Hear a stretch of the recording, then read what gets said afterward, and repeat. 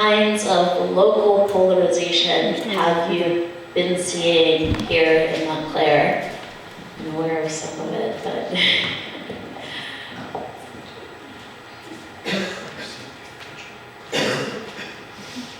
and if maybe you could express some of the polarization that you've been seeing locally without necessarily taking a side, but whether it is, and I'm a little bit blinded by the light here, so I'm seeing a hand over here. I'm not from Montclair, Oregon, and we've had an issue in our public library with book banning, and so that was one thing.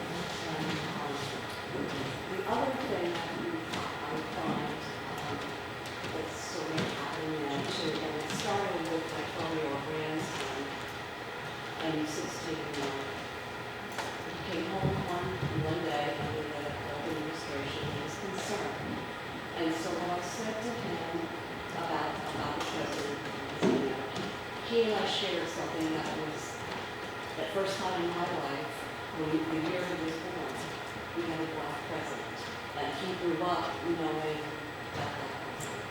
So he was concerned about what was happening. So I shared with him that with politics, especially being Democrat and Republican, we have different policies, but we all love our country, right? We all love America. So now, I'm 16, he's getting ready, I've got that form ready for him to sign the vote, as soon as he turns 17. My concern is, are we going to have a Democratic Republic? And I know it's the fringe that's making that. But I'm concerned about that, and how do I engage in that? I'm not talking about that. Yeah, these are really deep issues of concern that so many of us have, and I appreciate this response taking us initially from book bannings, which has definitely been how we teach our history, of course, a huge issue in our country right now, but then all the way to, are we going to have a democratic republic? And are we seeing farther signs of potential fascism? And really, really good questions. I also love the idea of talking with each other about, but we all love our country. We have a phrase for this. We call it patriotic empathy in Braver Angels, and patriotic empathy being the idea that it is patriotic to recognize that we love one another and we can invest in one another, and we care about progress for all of us, regardless of where we are along the political divide. Anything else that you're seeing at a local level that you would consider polarizing? Oh, thank you. Development. There's been a lot of polarization in town around development and how it should be done and things like that. And you, with the school board, wanting to clear out a bunch of trees to redo the baseball field. So I would say that one of the issues is development.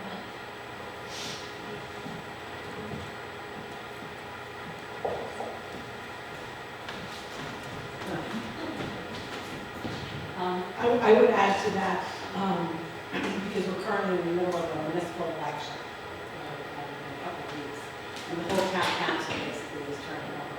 I would say that there's been a lot of controversy over what I would call lack of transparency, that certain people feel about the town council, certain legal issues that the town council finds itself in, accusations of corruption, conflicts of interest, etc., all of which have been playing out heavily also in social media.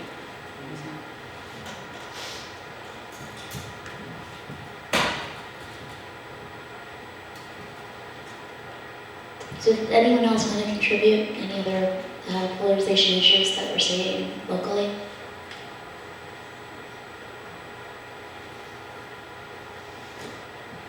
Okay, thanks for that.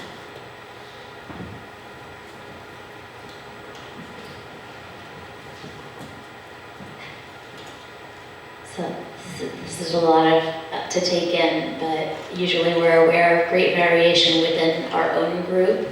How often do I find myself thinking about those people on the other political side without regard for their variation and that their thoughts may run a spectrum as well, right? How often do I find myself assigning mainly negative motives to the other group and mainly positive motives to my group?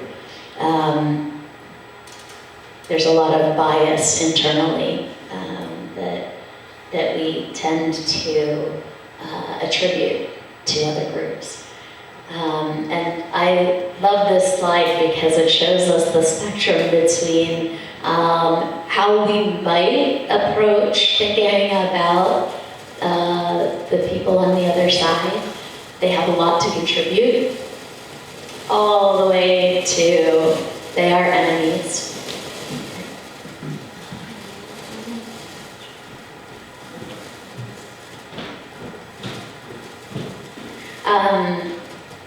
And along this spectrum, you know, we have respect and appreciation for people who hold views that are different than our own, all the way to hatred, right? And especially when the subject is close to our hearts, well, we can jump a lot more easily into the extremes here on the left side. And we're seeing that right now, right? We have issues today that are so close to people's hearts that they're out protesting around them or responding to the protests. And we're seeing it all over, whether it's our social media within our own families, and a lot of it is based in trauma. All of it, on all sides, a lot of it is based in trauma. And if we can kind of connect to what is this person going through that brings them to this place where it's so important to them that they are engaged in the activities that they're engaged in, that can be enlightening to us. How do we bring ourselves to, I'm not going to just dismiss what they have to say. I don't have to agree with it just because I'm not going to dismiss it. But do they have something to contribute to this conversation? Do they have a point? So within Braver Angels, we are seeing some radical results. We are seeing some really exciting results in reducing affective polarization. And again, that affective polarization, that really tying all of these policy issues to identity, to really pointing fingers at the other person due to their policy beliefs and their values, rather than engaging with curiosity. 70 to 80% of participations in our workshops say that they have a better understanding of the other side and that they themselves have increased feelings of warmth, that they have more hope for our country, that they think that we can have some progress and we can actually speak across the divide. And in particular, we talked about these red and blue workshops.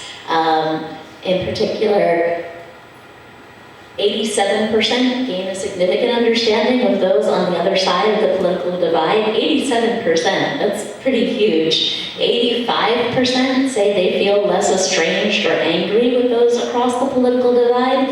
And 91% see lots of areas of commonality. 91% of these people who came into workshops and thought, we don't have anything in common, and felt that the other side was entrenched in their beliefs. They were immovable. 91% saying, we actually have a lot in common. We have some additional statistics for you here. 86% think that they can set a constructive tone when starting conversations, and this is a Bridging the Divide workshop. 88% feel confident in expressing political views in a way that helps those on the other side hear them, so they feel stronger in expressing their own political views so that they can be understood. And 94% believe they can listen to people on the other side in a way that they themselves feel heard.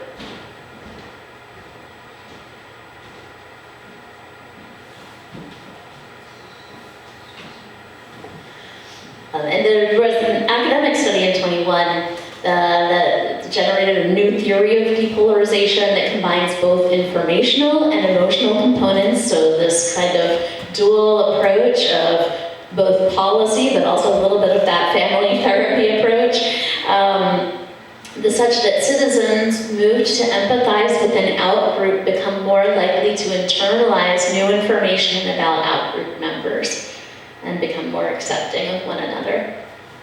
So our goal is not to change views on issues, although sometimes that does happen because people become more open, more willing to engage in conversations. The goal isn't really that. The goal is more to change our views of each other so that we can develop that patriotic empathy again. This way we find more collaborative solutions, we reduce that polarization, we find commonalities, overlaps with the other side. We see people on the other side as individuals and not stereotypes. We see others as worthy of our recognition and our admiration. And well, we establish better ways to work together and even become friends. We've seen a lot of people become friends throughout the organization.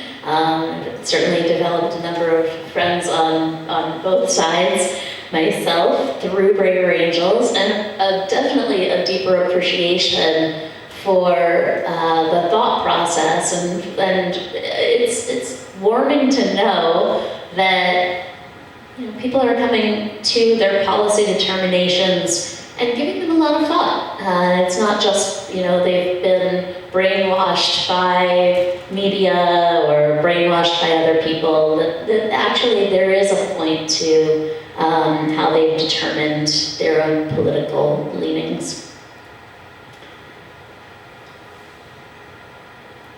So I'm going to skip to our future visions. We're going to move a few slides ahead.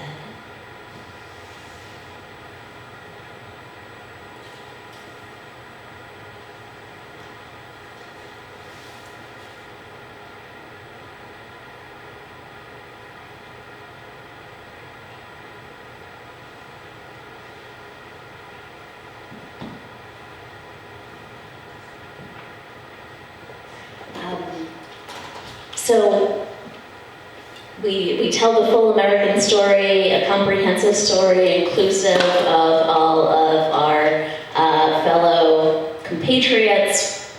We're scaling right now at the grassroots level. We would love, of course, to have an alliance locally in Montclair as well. We're modeling strategic partnerships with other organizations, much like we're doing here tonight. We have a number of strategic partnerships with organizations throughout the country. We influence our institutions. We work through Braver Politics is one of the areas that Braver Angels engages in, actually working directly with lawmakers, whether it's at the state or local level or at the national level, in trying to help moderate some of those conversations so that they can be more progressive, more successful. And we have convened national conventions. We had a national convention last year in Gettysburg, Pennsylvania. We have another one coming up in Wisconsin this summer. So, of course, you are invited to join our efforts. I do hope that you'll visit braverangels.org, our website. There is a lot of material there, a lot of videos, a lot of skills workshops that you can enter into and go at your own pace. And then We also have an events page that shows you events that are happening throughout the country in person and virtually as well. We'll have a lot of things going on in New Jersey. And so I'd love to see you engaged, and I'd love to talk with anyone who would like to become a member or volunteer. But I'm especially grateful to be here tonight. I'm not totally ending it there. We've got a lot of Q&A coming up, but I do want to take the opportunity to thank you for coming out again on such a gorgeous day and spending some time, and for all of the work that you're already doing to bring our communities together. So thank you so much.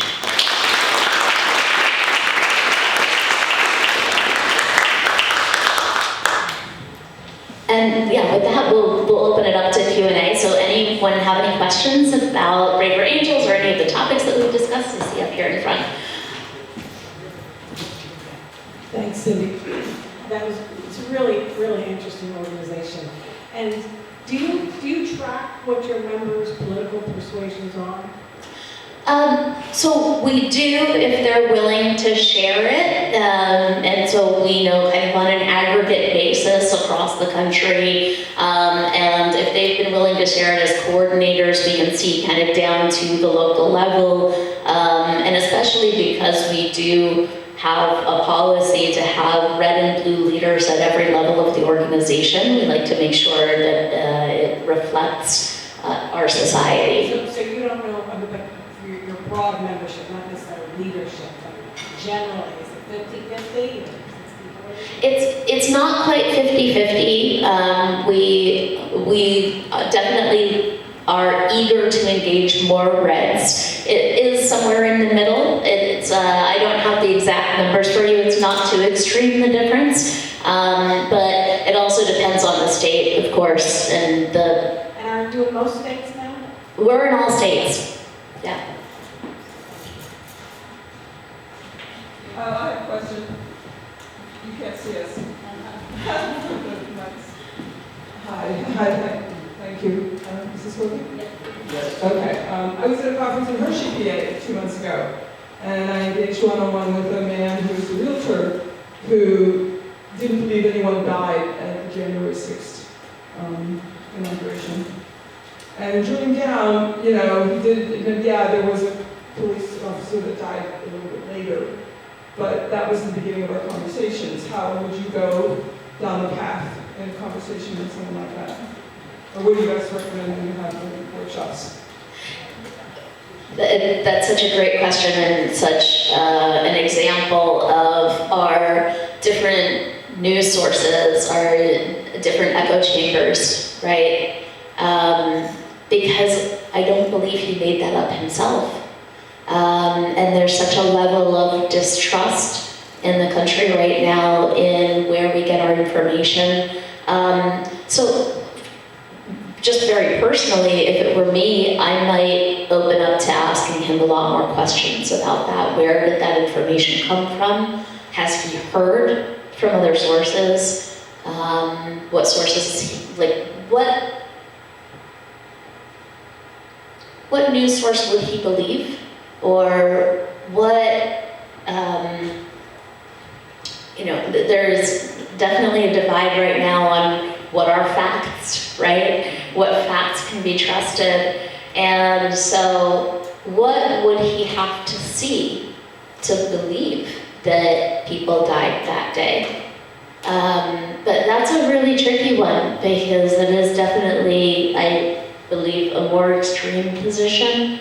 And so it can be very difficult on the edges, again, not necessarily in that 87%, but in the extreme fringes, where people are really committed to believing conspiracies as well. Not to say but there are so many conspiracies out there that people are really engaged in and truly believe. And within my own circle, I really don't have that many conspiracy theorists. I do have a lot of people that I might disagree with, but I get a lot of exposure to conspiracy theorists just because they don't tend to be quiet. So I do see that a lot online. maybe it's an opportunity to open that conversation and just ask him, well, what could be presented to you? What factually could be presented to you? Or what evidence would you need to see that you would believe otherwise? Maybe one approach. Anybody else have ideas on an approach to that conversation? And then I saw some questions as well, but, and I saw some questions in the back, yeah. So my approach would be not focusing on the sins of the other side, but what is it that you believe? What are your core values and how do you want to improve America? But a future son-in-law was from Singapore, and I bring up politics, and he laughs. He said, in Singapore, we talk about policy solutions. In America, you talk about politics. So we've reached a point for the last 20, 25 years where we don't get anywhere because we all talk about what we don't like about what the other side does, but we never get to common ground like, let's do something for the homeless. Let's do something for the mentally ill. We don't do that. We just argue back and forth, and then the extremists get in there and say, well, you can't put the homeless into a place because that's taking away their rights. And the other side says you got to get a job, and we never get anywhere. We have to go back to what do you believe in, and what is your solution to help all Americans? I love that way of framing it. Talking about policy solutions rather than talking about politics. What a great phrase. Thank you. Hi. I can't remember what year it was. I guess it was 2019 or so where the incident in Charlotte happened and President Trump said that they were good people on both sides. So I have found getting involved with these types of conversations a little bit difficult as a Black woman because sometimes there is such racial hostility there that they don't see me as a human being. And this could go to the LGBTQ community, etc. So I don't know if it's possible with some individuals who totally negate you as a human, or don't even want you in the country, or don't see you as belonging or being American because they have a certain definition of what an American is. I fully agree with you. And from a human rights perspective, the essence, the most important thing is that we are all heard, we all have space, we can all be understood. And I think some of the difficulty and the challenge that you're pointing out is what happens when we say we are open to hearing other people and they are not open to hearing us or to acknowledging that we have a place. And that is extraordinarily difficult. And I think a lot of the divisions in our country right now, and the bad faith, right? This to me comes down to whether people are making a good faith effort to hear one another and to be present and to recognize that all humans count, or there is unfortunately a portion of our society that is not willing to engage in that. And that to me, there is a bad faith there. So, and I had the same feelings about Charlottesville 2017. Was very disturbing to so many of us. And again, I think that's the difficulty when we get to the fringes. And it's the difficulty of when the 87% don't speak up. Because I think many of us have been quieter than we should be, because engaging in these conversations seems like a non-starter, but it actually means that we're not demonstrating that those opinions, those words, those actions are unacceptable and don't represent us. So it's a really important point. And it's not the work of people who are marginalized to always say, okay, well, I'm open to hear anything that you have to say, even if you don't recognize that I have a space for being here. That's a very difficult and challenging aspect to our political dialogue right now. Thank you. Thank you. First, I want to say how I celebrate what you're doing and the motivation of the Braver Angels. My personal problem is not local politics or something like that. I have a number of very good friends, longtime friends, where when we go to lunch, it's a total impasse. We do not dare discuss anything about where they're coming from. It's puzzling to me, it's confusing to me. It seems to me they should know better. And it used to be that we could joke about issues and nod at each other's quirks and foibles, and that is gone. We don't have that dialogue any longer. And I want, if you forgive me, I can go way back. I remember when before Young Americans for Freedom was established at the Sharon Statement in the 1959, and before SDS was established by Tom Hayden and company. And at least we were talking to each other then. I mean, but nowadays, the impasse is what troubles me. And it just seems that we're both closed down and there's nothing to discuss. But there are things we agree upon, basic pop breathing things, but there's no dialogue. Thank you. Yeah, it's really sad. I think we're all experiencing that in various settings and various aspects of our lives. And it's a third rail. It's become a third rail, right? Because there's so much sensitivity around politics. And I'm going to start adopting, let's say, policy solutions. It sounds a lot better than politics, but this is a third rail area where, and I think it's exactly goes to the heart of what we're trying to do at Braver Angels is if we have better training around opening questions and being curious, hopefully we can navigate some of those impasses that you're pointing out. Oh, sorry. Well, I don't know,